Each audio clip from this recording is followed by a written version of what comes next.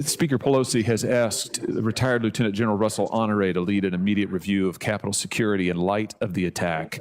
The general has said that the leadership of the Capitol Police, that'd be you, Mr. Sund, and both of you, gentlemen, the House and Senate Sergeants at Arms, he's criticized you for, and I'm quoting now, the appearance of complicity during the attack, and also said that you were potentially undertook complicit actions. Those are his words during the attack. Mr. Sund, were you complicit in this attack on January 6th? Mr. Sund, if I could just return to the question about the National Guard activation. I'm a little bit confused about the timeline here, and I want to ask you and Mr. Irving some questions just so I can get this clear in my own head. I'm looking at your written testimony. You testified that you spoke with Mr. Irving at 1:09, actually both of the Sergeants at Arms at 1:09 p.m. Now, I understand there's a little bit of dispute about the timeline here, but you do say that Mr. Irving advised you that he needed to run it, namely the request for the National Guard, he needed to run it up the chain of command. Have I got that right? That is correct, sir. Okay, Mr. Irving, could I just ask you, when Mr. Sund says that you told him you needed to run it up the chain of command, to whom were you referring there? Senator, I do not recall a phone call at 1:09 when I was on the floor of the House during the Electoral College session. My phone records do not reflect a telephone call at that time. And had I received a call at that time, I had everyone with me. I had Mr. Stenger, leadership. We would have approved it immediately. So I have no recollection of that call, and neither do I have a record of it. You say, I think, that you spoke with Mr. Sund later at approximately 1:30. Is that right? That is correct, after I left the floor. And on that call, he had indicated to me that conditions were deteriorating and that he might be making a request at a later time. Okay. And did you then say that you needed to run it up the chain of command, or words to that effect? No, not to my recollection. I notified leadership and I went to Michael Stanger's office to receive updates from Mr. Sund as to conditions outside and to determine whether he needed to make a request or not. And when the request was made, shortly after 2, we approved it. And when you say... Yeah, I think Senator Josh Hawley is doing a great job there with his line of questioning. That was some honest question and some honest answers. So let's see what happens next. Who's we? We approved it. I was in Michael Stanger's office, so next to Mr. Stanger. And so you did not consult congressional leadership. You weren't waiting at any point for input from congressional leadership. Is that your testimony, Mr. Irving? Have I got that right? Yes, I advised them, as we would do with many security protocols. But you weren't waiting for them at any point. There was no delay, you're saying, in getting National Guard requests, because you didn't at any point actually wait for the input of the Speaker or the Majority Leader or anybody else. No, absolutely not. Mr. Sund, is that your recollection? My recollection was at 1:09, while I was sitting in the command center watching things rapidly deteriorate, I made a phone call. The phone call was made in the presence of, I believe, both my assistant chiefs and possibly my general counsel, at which time I made the initial request that we need to activate the National Guard. The situation's bad on the West Front. I followed up at 1:22 to check on the status of the request. Okay. One of the things I'm trying to get clear on here is who would constitute the chain of command. Now, it sounds like Mr. Irving is saying that he actually never made that statement and he didn't consult anybody else. I mean, my understanding is from the statute, 2 U.S.C. Chapter 29, Section 1970, that in an emergency situation, I would think that this would qualify, that the Capitol Police Board does not have to consult with members of the Senate or House leadership in order to make a request for deployment of the National Guard or a request of other executive departments and executive agencies. So it would seem strange to me that there was any talk about a chain of command that would involve anybody other than the Capitol Police Board, given the statute. But there seems to be some confusion about the basic facts and who asked for what when. Yeah, I totally agree with what he's saying right there. It's not very clear in the situation what happens and who should ask what to do in that situation. I think he's asking the right question in this case. Let me just ask you this, Mr. Sun. On Monday, January the 4th, you've testified that you approached House and Senate Sergeant at Arms to request the assistance of the National Guard, and Mr. Irving stated that he was concerned about the optics of having the Guard deployed. Is that right? Am I remembering that correctly? That is correct, sir. On the 4th, it actually wasn't a phone call. It was an in-person visit over to his office where I went in and requested the National Guard. And Mr. Irving, could you just clarify when you use the term optics, and maybe your recollection is you didn't, so maybe you could speak to that. Did you talk about being concerned about the optics of the National Guard? And then could you just elaborate on what you meant by that? Again, this is Monday, January the 4th now. Yeah, on Monday, January the 4th, Senator, safety was always the deciding factor in making security plans. And the issue on the table was whether the intelligence warranted troops at the Capitol. And the conversation with Mr. Sun was not, I did not take it as a request. He was merely informing me that he had received an offer from the National Guard. And then when we included Mr. Stanger, the three of us discussed the specific issue as to whether the intelligence warranted the troops. And the answer was no. It was a collective answer, no. And then Mr. Stanger put forth his recommendation to have them on standby. And my recollection was Mr. Sun was very satisfied with that. In fact, he briefed the following day that he was satisfied, and I heard no concern anytime thereafter. I think personally they did a great job. Security should always come first in all cases, protecting the people that were there, whether it would be the Trump supporters or that would be the Guard or the police or the law enforcement. Security should be the top priority, protecting life, protecting the safety, protecting the health of the people that are there, and they did a great job doing that. Were you concerned, this use of the word optics, the appearance, what it would look like to have the Guard, this is what Mr. Sun has testified was a concern on January 4th, that there was a reluctance to request assistance because of the appearance.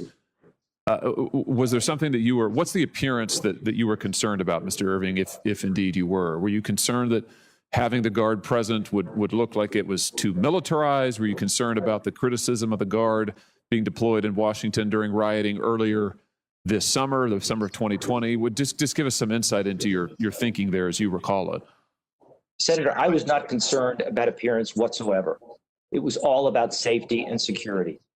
Any reference would have been related to appropriate use of force, display of force, and ultimately the question on the table when we look to any security asset is, does the intelligence warrant it? Is the security plan matched with the intelligence? And again, the collective answer was yes. Mr. Chairman, could I just ask one final question? Yes. Thank you, Madam Chair. Thank you. Speaker Pelosi has asked retired Lieutenant General Russell Honore to lead an immediate review of Capitol security in light of the attack. The general has said that the leadership of the Capitol Police, that'd be you, Mr. Sun, and both of you, gentlemen, the House and Senate Sergeants at Arms, he's criticized you for, and I'm quoting now, the appearance of complicity during the attack, and also said that you were potentially undertook complicit actions. Those That's are his some words very during the strong accusation right there. Complicit acts. Complicity accusation. Wow. Let's see how he can defend his case in this case. Mr. Sun, were you complicit in this attack on January 6th? Absolutely not, sir. I've heard those comments as well, and I think it's disrespectful to myself and to the members of the Capitol Police Department. Mr. Stinger, were you complicit in the attacks on January 6th?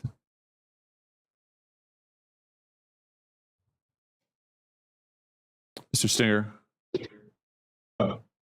were you complicit in the attacks on January 6th? Exactly. Sure. Mr. Irving, were you complicit in the attacks on January 6th? Absolutely not, Senator. Yeah, of course none of you were. There's absolutely no evidence to that effect. And Mr. Sun, I think your comments are appropriately taken to allege that any of you, were complicit in this violent mob attack on this building, I think is not only extremely disrespectful, it's really quite shocking. And this person has no business leading any security review related to the events of January 6th. Thank you. Wow. That's totally disrespectful, he says, and this person has no Business reviewing security protocols. Wow. Wow, that's some strong attack against Nancy Pelosi right there. For your indulgence, Madam Chair. And I briefed all of leadership of the plans to get them back into chambers. That would have been call number 3 with Speaker Pelosi. So you didn't have one call, you didn't have 2 calls, you had 3 calls. So Speaker Pelosi's comments that she didn't speak to you are inaccurate. That is correct, sir. Today we're here to discuss the security failures that occurred on January 6, 2021, and how we can prevent these failures from occurring again. I want to dive into the questions, Chief Sun. In your transcribed interview, you mentioned that you met with the House Sergeant at Arms regarding the National Guard prior to January 6th. Is that correct? Yes, sir. And who was the House Sergeant at Arms leading up to and on January 6th? That would be Paul Irving. And the House Sergeant at Arms is appointed by who? As appointed at that time by Speaker Pelosi. And in your transcribed interview, you mentioned that when you first brought up the National Guard to the House Sergeant at Arms in the days leading up to January 6, that Mr. Irving said he, quote, didn't like the optics, end quote. Is that correct? That is correct. He referenced being concerned for optics. And on January 6, when you went to Mr. Irving to get his approval to call in the Guard, Mr. Irving said he would, quote, run it up the chain. Is that correct? Yes, sir. That was a telephone call. I didn't see him in person when I first made that request. The House Sergeant at Arms is considered probably the most senior security official on the House side. When Mr. Irving says he has to, quote, run it up the chain, end quote, what did that mean? I took that to mean his leadership chain. And who would be his leadership chain? It would If be he's functionally the most senior security official on the House side, correct? That's his title. That's part of the title, the senior law enforcement official for the House of Representatives. But he would have been referring to the leadership team that goes up to Speaker Pelosi. So the political. Wow. So she was actually involved in the January 6th riot leadership and did not do anything about it. Insane.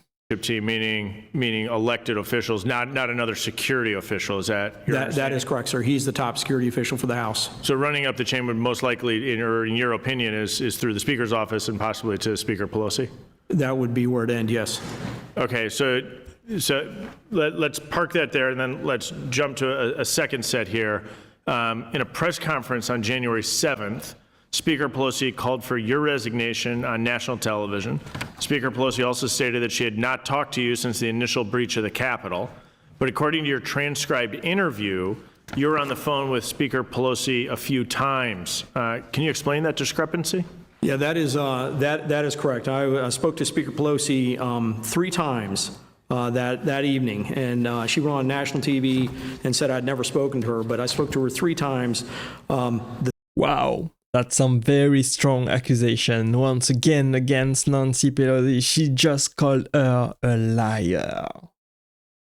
He said, Stevenson, that he spoke with Nancy Pelosi 3 times in the evening, but she went on national television saying he didn't talk to her at all. Wow, just wow. These people are crooked. These people are liars. They are only in for themselves and don't care about anybody else. That's insane. 3 times were the first time when I went over to brief Vice President Pence at the secure location. I had called House Sergeant at Arms Irving, told him I was going over to brief the Vice President. I was also going over to do a personal assessment of the Capitol. At that point, things were getting under control. Went over there, briefed him on when we can get them back into chambers with, Mr. Irving being fully aware. He said he wanted to get Speaker Pelosi on the phone. He made a phone call from his cell phone at approximately 5:34, where I first briefed Speaker Pelosi. The second call was when I left that location. As I was walking away, I met up with Mr. Stenger, and we started walking over to the Senate to go brief the Senate. When Jennifer Hemingway, I believe it was Jennifer Hemingway, handed me the cell phone, and it was Emily Barrett's cell phone calling her, and it was Speaker Pelosi on the other line. This is my second call with Speaker Pelosi, questioning the information I'd given to Vice President Pence about when we can get back into chambers. I assured her that information was correct. I could get them back into chambers by 7 p.m., and the call ended. That was call number 2. Call number 3 was 6:25 p.m. I was over at the Senate from the secure location, from where the Senate had been sequestered, and on a cell phone using Robert Karam's cell phone, they dialed leadership, who was over off-site at a secure location, and I briefed all of leadership of the plans to get them back into chambers. That would have been call number 3 with Speaker Pelosi. So you didn't have one call, you didn't have 2 calls, you had 3 calls. So Speaker Pelosi's comments that she didn't speak to you are inaccurate. That is correct, sir.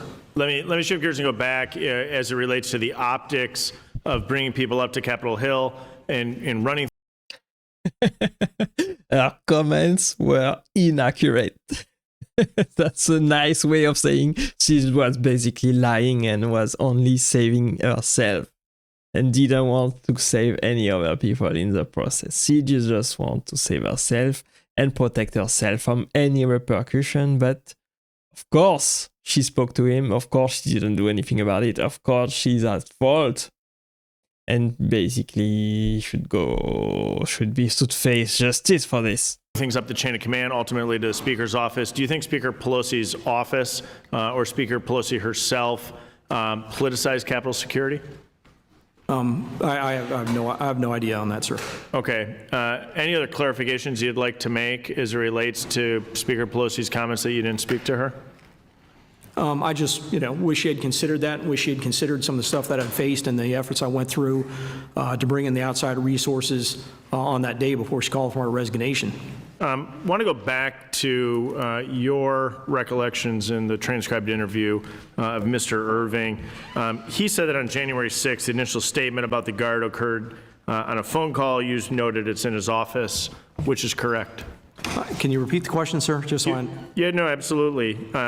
Mr. Irving said that on January 6th, the initial statement about the guard occurred on a phone call. You contend that you went into his office to discuss the guard. On January 6th? Yes. No, sir. I was in the command center on January 6th when we became under attack at 12:53. Okay. I was there for several hours until I left at approximately 5 p.m. to go see the vice president and go check on the Capitol. Thank you. On January 6th, Mr. Irving said that when That totally makes sense to me. I think he's an honest guy. I think he's asking the right question and answering the right way as well. I think we should totally believe what he's saying right there. He seems like a very straight up forward person. you called and asked his permission to ask for the guard, he gave you permission. Is that correct? That is false.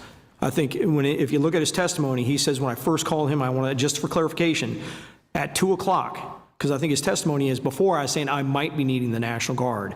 That is absolutely not true. When I first called at 12:58, I absolutely said we need the Guard now. I think my response was, I think we're getting our asses handed to us. And so, no, it wasn't correct that he gave me approval on the first call.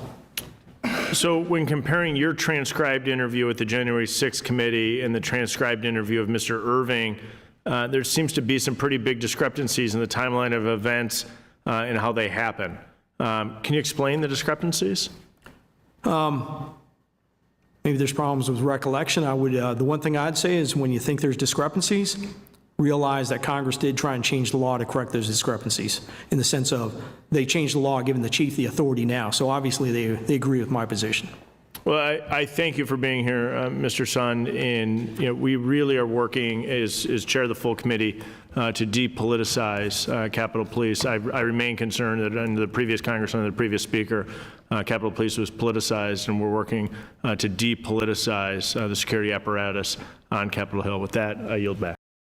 Speaker, I think that is the top priority, to depoliticize the Capitol security, any security for that matter. Security is there for the people. It should not regard whether you're on the right or the left to provide security at all, in my opinion. That's a very bad way to look at it. Hopefully it will get better. Hopefully the systems improve. Hopefully after this Congress hearing, they do some changes to make it better. Nancy Pelosi should be held accountable. Treason. It's called treason. It's called lying. It's called saving yourself without thinking of the country. They are willing to sacrifice citizens' lives. They need to be sent to prison. Why isn't Nancy Pelosi answering this question? Why is this woman so rich and still free? Seriously, she is the epitome of everything wrong in DC. People are saying she has to go to jail, otherwise no one will ever respect the law. Nancy is never questioned under oath. She should be. Wow, people are right about this. Nancy Pelosi, guilty as all get out. Bingo, it was her who set it up. They should all be arrested under the RICO Act. Yes, she did. It's all on tape. She needs to be in Guantanamo for treason and sedition. The truth is all coming out. Jail time for Pelosi. Oh, people are not happy about it. And of course they are right. It's not right that she is still free and not answering before justice for her crimes. Well, let me know in the comment section of the video what you think about it. I hope you enjoyed this video. Thanks for watching with me today, and I will see you in the next one. Click right there to watch the next video, and bye for now. Bye.